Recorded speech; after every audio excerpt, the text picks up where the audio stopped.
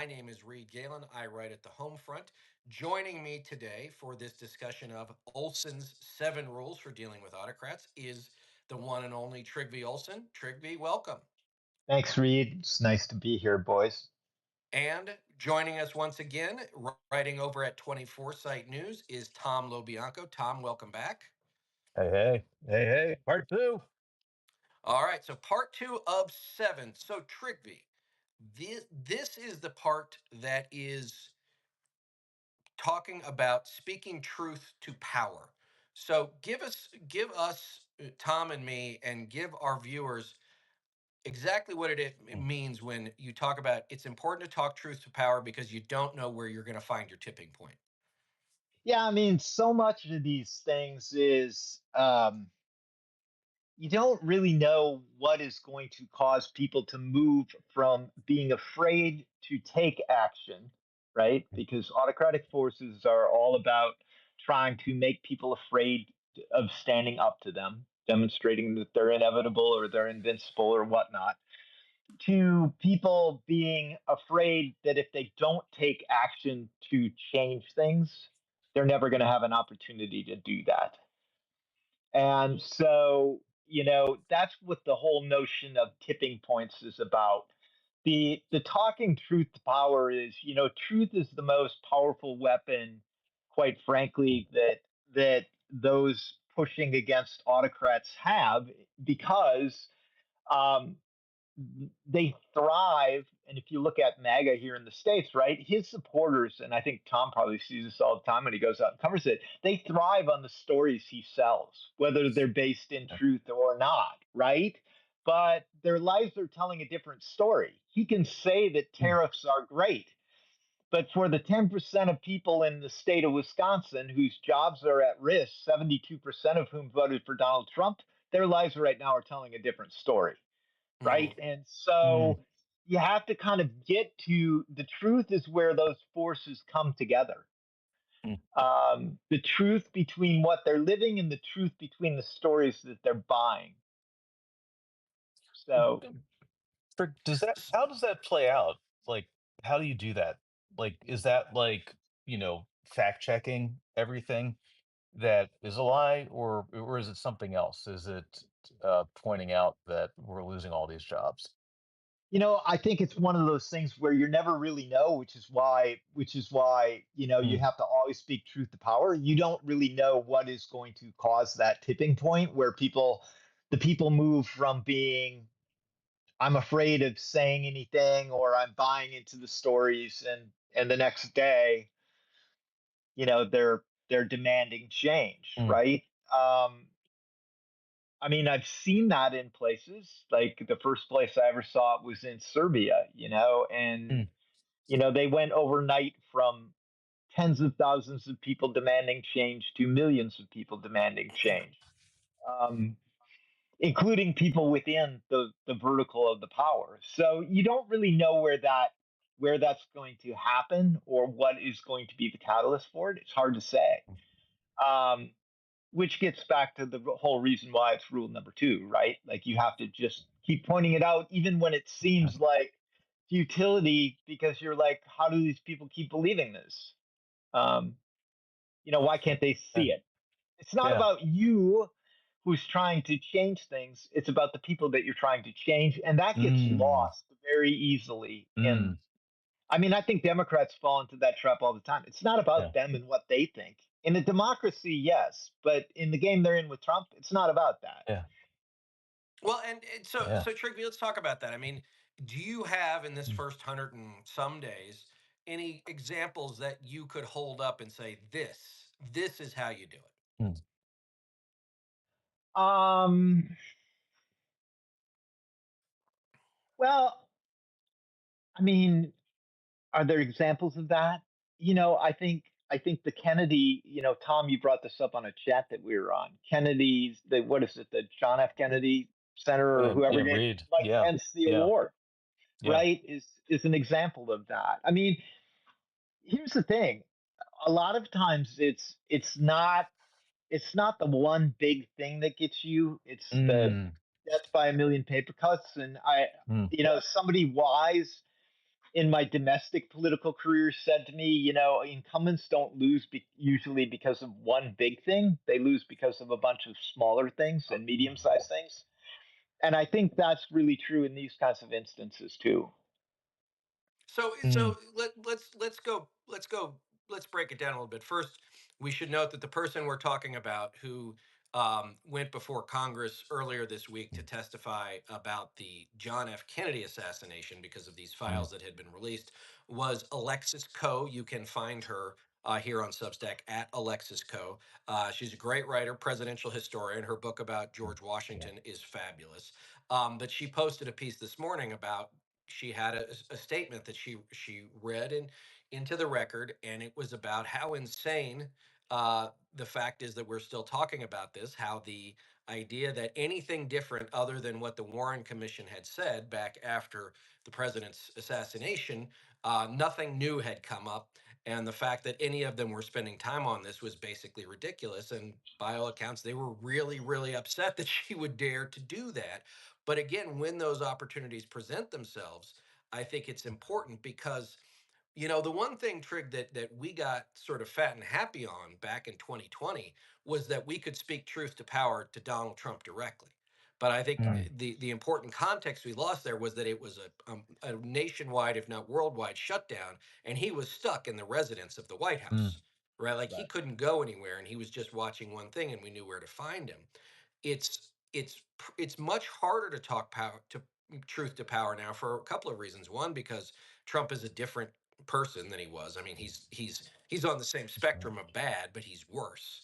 And secondly, he doesn't take the bait like he does. And third, mm, the people to whom you could speak power, and we saw that when some of these members of the U.S. Senate were going after whether or not it was Robert F. Kennedy Jr. or Lee Zeldin, right? They mhm, don't react well when you actually do it, but you have to come prepared. The old expression, you have to have receipts.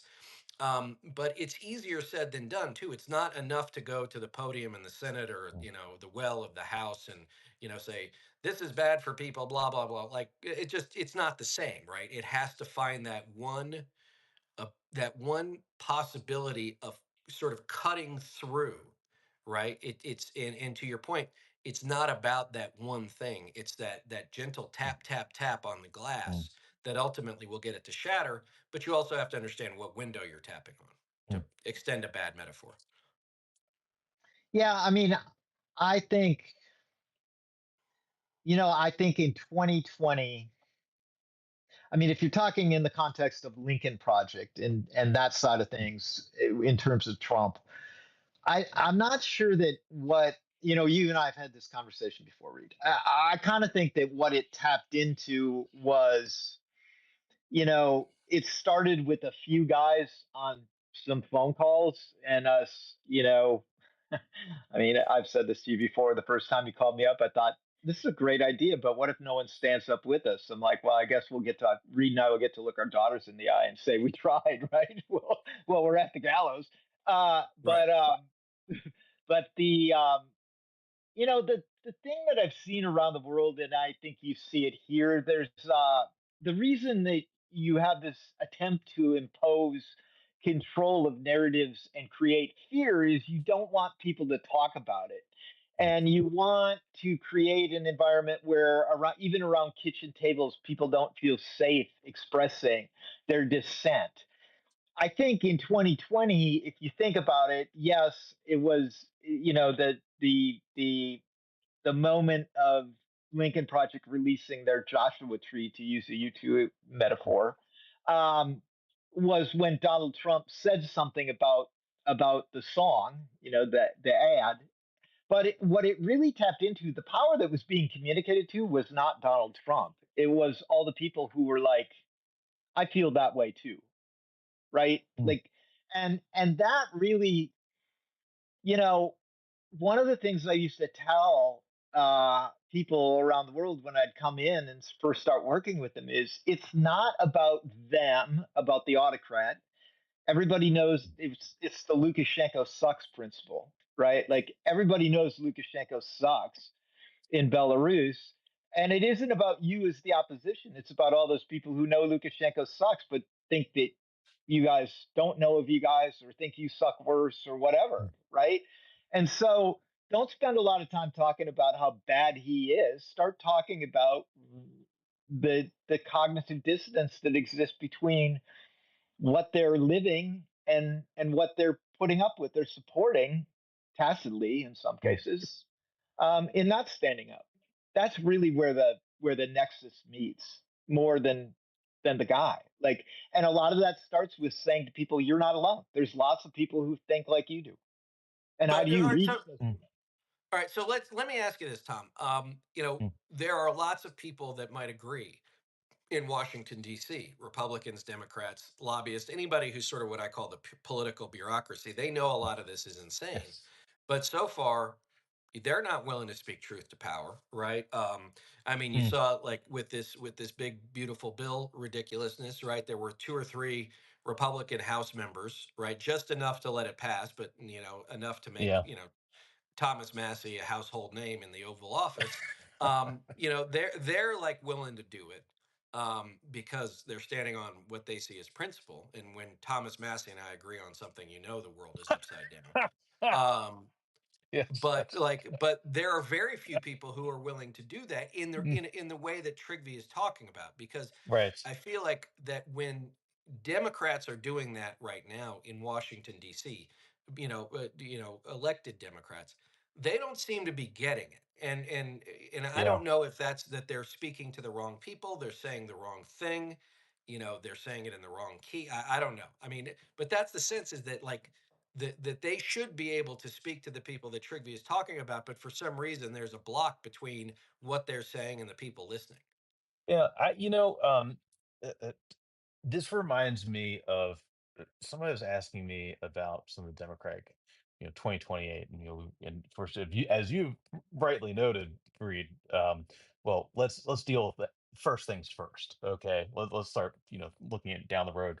But the thing that I mentioned to my neighbors, to the other parents, to normies, the people that we're trying to reach here with these questions is, I don't know who that is, and I don't think we've seen that person yet, whoever that is going to be, because I my sense of this is the forces are so aligned inside the Beltway that you aren't going to find leadership from Congress, from the halls of uh, the Capitol.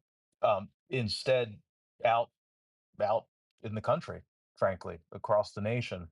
And I don't know that we've seen that yet. I mean, and frankly, that's why I'm putting such a big focus right now on covering the Virginia state elections in 2025.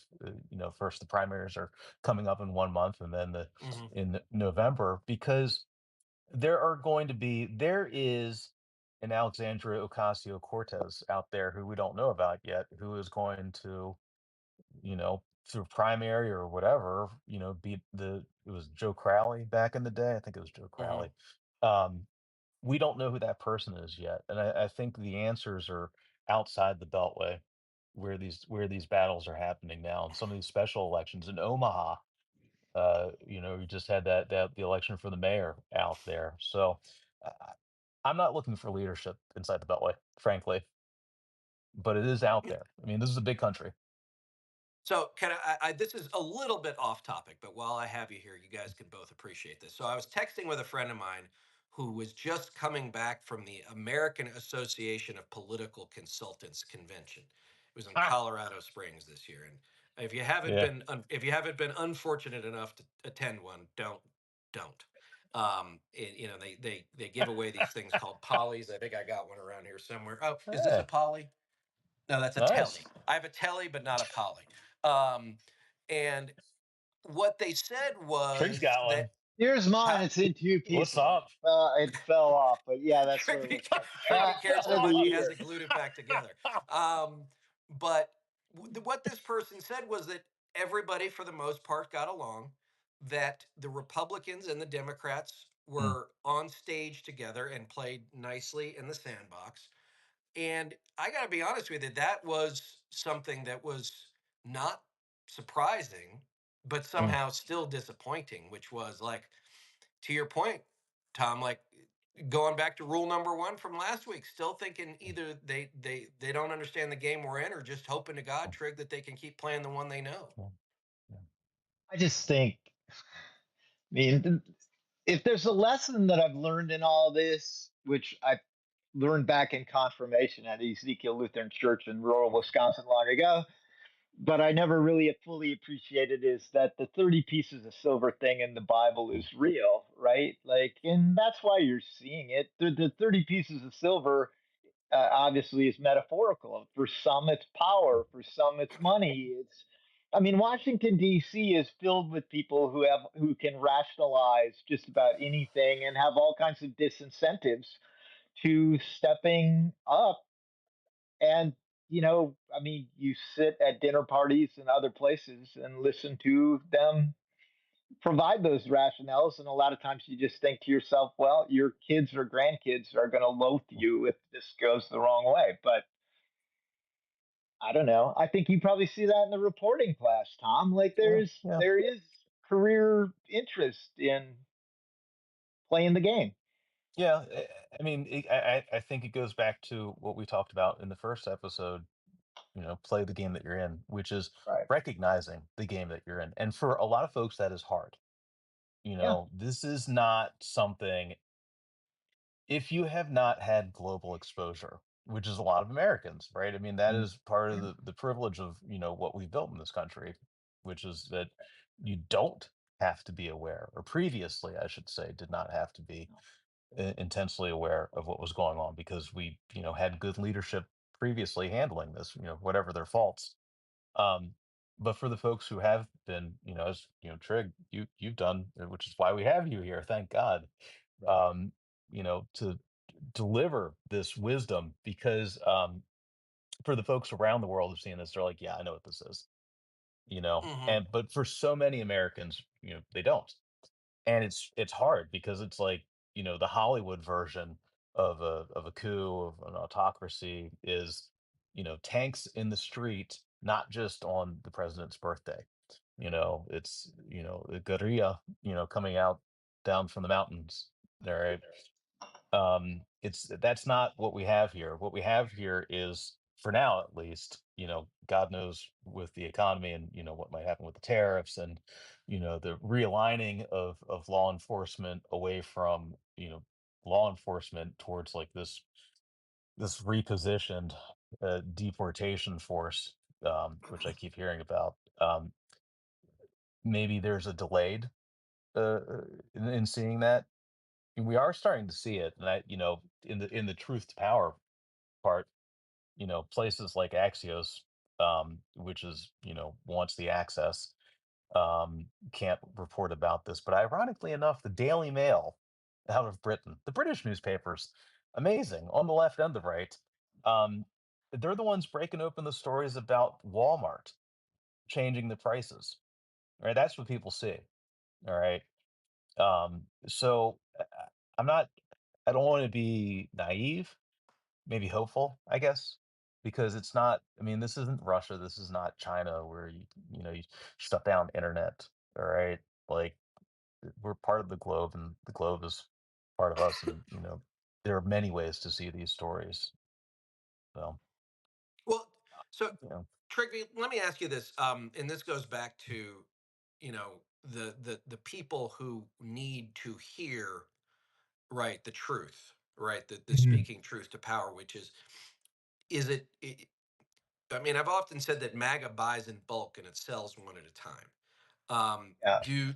Does the average consumer, right, in this case a voter or a citizen, right, does it take, like we used to say, you had to have 10 voter contact touches, right, whether or not it was text or calls or mm, door knocks or whatever?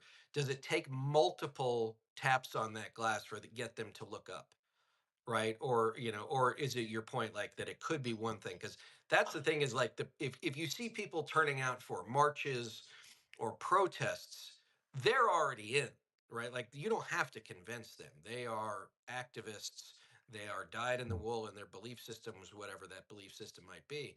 Those aren't the people either that we need. We need the people who are, doom scrolling, know something's wrong, sort of, in their gut, but don't know what to do about it. Like, is that the person we're looking for?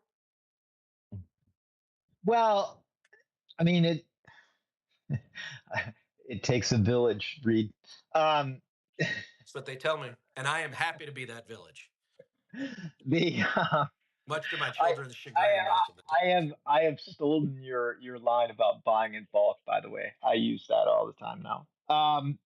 No, listen. Here's the thing. I work with and I have a dear friend who I've known for ages who grew up and became an expert on how behavior micro behaviors impact macro behaviors. Like Mhm. works on trying to get people to get colonoscopies or all kinds of things that are for the greater good, stop smoking, whatnot. And she will tell you that it Mike, small behavioral changes are what changes beliefs, Mm, and you don't shame people into changing their beliefs. You can only get people to look back on the beliefs or the actions that they held with shame.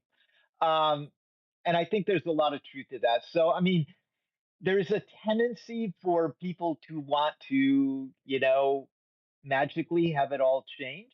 But for those people, they've come to where they are over an extended period of time. It's habit. So, it takes multiple times and we're kind of programmed that way as humans, right? Like there's thinking fast and thinking slow. There's a great book on that. mm, People 90%, 95% of our thinking, we don't really think about driving now. But mm, when you have a daughter who's 15 and a half and learning to drive, when they get behind the wheel, they're thinking about everything because they're having to use their conscious brain. mm, You have to get people to think about what they're facing consciously mm, as it relates to Donald Trump. And that takes time. It takes multiple mm, experiences to get us to change. Because to some degree, I think we're programmed that way as humans. mm, Well, but I think history has also shown us that we're also programmed if and we're able to do this now, right? Which is if we don't want to accept something, then we don't necessarily have to pay attention to it, Yeah, right? 100%.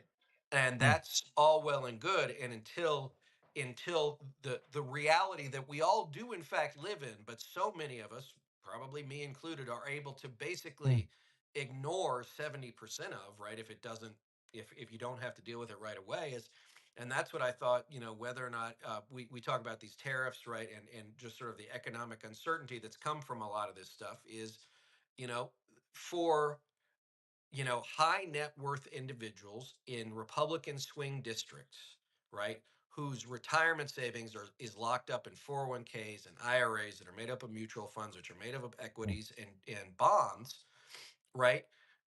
The first week of April was probably the first bang on the window, right? mm, What is going on here, right? You watch a 3 or 4% drop in the amount of money you've saved, and you're counting on to grow at a steady rate, right? We saw it again yesterday, and again, that's the other part. A lot of us, I'm not a finance guy, so I couldn't tell you what the underlying aspects of why something drops 800 points in a day. But that's the other part. Is like we also have to remind people, like, this is not an accident. This is happening for a reason, and the people that are doing it are the ones who are least likely to suffer from it. And we could bring that up to what we're seeing today, which is telling people who are on Medicaid, right? mm, Like, this is going away. I was in Boise, Idaho last Friday night. I mean, this is how freaked out people are. The conservative governor, Brad Little mm, of Idaho, is so flipped out because he has so many of his mm, residents, right, on Medicaid that he's like, please don't do this, right? Please don't do this, because he's claiming that Idaho is one of the most efficient, conveyors of federal money to the program people. But it doesn't matter, right? Like, the people making these decisions sitting in Congress don't care, right? They're going to have their health care. They're going to have their pensions. But again, it's that steady drumbeat. And I think almost some ways, and Trigva, you and I have talked about this offline a lot, is sometimes bringing Trump into it is frankly counterproductive because you mm, make people react. If you dislike him, or if you love him, or you're sort of in the middle on him, it gives people an out to say, well, they just always don't like Trump, or I love Trump and I'm not going to go there. Or you're a Republican, like, well, you know I don't like Trump, but I'm not going to listen to what Democrats say. So you almost have to go after what I think is the, a smarter play, which is the Republicans, because it's not like okay, Democrats are very unpopular. Republicans are not that much more popular. They're like Mm, 9 points less unpopular, right? So you can speak truth to people, but that's the other part of why this stuff matters is about how you do it, who you mm, do it to, and to whom, who is speaking to the people who need to hear it. Because if it's me going into a MAGA red neighborhood, right? Like it's not going to work, right? mm, It's not, because like they're the messenger doesn't mm, work. But I think that a lot of this is being smart. A lot of it is being dedicated. A lot of it is being willing to do the work. And that's the other part, Tom, too. I wonder is, do the people, in Congress or Democrats in power just be like, none of it matters anyway, right? Like it's going to happen. We're trying to figure out like how we're going to be okay in 2026. We're trying to figure out like mm, what in this bill like is our pet thing that we're going to save. And so it becomes much more tactical, much more small ball, much more mm. pork barrel than it does existential, long-term thinking, strategic action. Yeah, again, that I don't think they're not in the position to show the leadership. To how we talk about this, to how we write about this. I mean, I'll tell you something. As a reporter, the way I look at this, and one of the great things about journalism and reporting is there's sort of a leveling effect in how we think, and how we deal with things. Because at bedrock, American journalism and what all journalism really, should be, is speaking truth to power, right? And I think about what are the actions that are showable by this. I mean, so much of what we see in terms of the day to day, quote unquote scandals or whatever, the stagecraft, the circus is, it's like Geraldo opening up the safe. All right, just every day. All right, Right. um, and but there are real things, right? And also I like to dumb it down to keep it simple because not every I mean, look, least of all me, but normal people don't have time to figure out the cast of characters. All right. So at the end of the day, is there some child named Big Balls, all right, doing God knows what with all of our data? Yeah, absolutely. But that's the White House. Is Kristi Noem, plastically injected in her face, and like losing watches and bags and money and whatnot while she's flying to Salvador. Yes, that's the stagecraft. It's also the White House. So when I write about it, at least and this is just in terms of sheer simplicity, so people understand what's happening. I say the White House. The White House is doing this. At the end of the day, this is the executive branch doing these things. And I think that helps. I think simplifying helps to write about it because it's not to your point. I, I don't, I agree. After a decade, there is this reflex regarding, when people talk about Trump, but when you break it down and say, well, regardless of the person or the people who are doing this, this is the executive branch of the United States government that is doing this. That's a little bit easier to comprehend. And what you think of it, maybe everyone thinks that people should be picked up off the street, smashed their windows in, and sent to El Salvador. All right, like there are people who do like that. There are a lot of people who do not. There are a lot of people who don't like secret police and the incredible, like it's not normal to see this. And I think to that drumbeat point, when we see those videos, we see the defense attorneys sticking up and posting these videos. We see I had Pablo Manriquez, who's on Substack, a migrant insider who writes about immigration, has been doing a lot of great reporting on Washington restaurants saying, no, you are not allowed to come in here without a warrant. We know our rights, and you're not allowed to do that. You have to identify yourselves. This is America. This is not Russia. It's not China. Okay. And the more that we see that, I think that inspires. So, and we amplify that too, right? We talk about the actions, but we all we can talk about the good actions as well. people living the Constitution, people living these historic rights that we have and that, we fight to keep. No, look, I think you're right. It's those little, I think so. If there's the speaking truth to power, then those little acts of resistance that you're talking about, Tom. And the difference is that you have to keep it up, right? People have to continue to Yeah. believe that it's worth the Yeah. fight, and so long as they believe that it's worth the fight, and they're willing to put their voices or their freedom on the line, then they'll continue. Okay, guys, we are going to get out of here in a couple of minutes, but before we do, Trygve, tell us what you're working on. So glad to see your writing, guys. Everybody sign up for Trygve's Substack while you're here. Yes. But Trig, what else are you writing about? Uh, I wrote about Eurovision. I'm really trying Mm. to focus on not just outrage, but where are there opportunities for hope, and where are there opportunities for people to kind of understand how these things work? Because, there's so much stuff out there that's just the daily, outrage. I don't want to do that. So I'm really trying to focus on giving people hope through understanding concepts and understanding what's going on, to whatever degree I can through the lessons that I've learned around the world. Um, yep. Well, and we certainly thank you for that. And I know that that of the couple hundred people watching, I know that it can be mind numbing one day after another to see to try and drink from a fire hose. And so I think we need more of what you're doing, Trigby. That's stepping over the day to day that could be just crushing and getting to some bigger things. All right, Tom, what are you working on? Okay, guys, make sure to stop by 24 Site News, and I will be sending this around again under this land with our joint production, me and Reed at the home front. Um, a lot of great congressional coverage from Julie Grace Brufke. I'm going to have some more in the Virginia Politics newsletter on these elections called, fittingly enough, Sic Semper Tyrannis, which also happens to be the Commonwealth of Virginia's state motto, going back to revolutionary times. So look for some updates there. If you're interested in, okay, where can I do something? Where can I make my voice heard?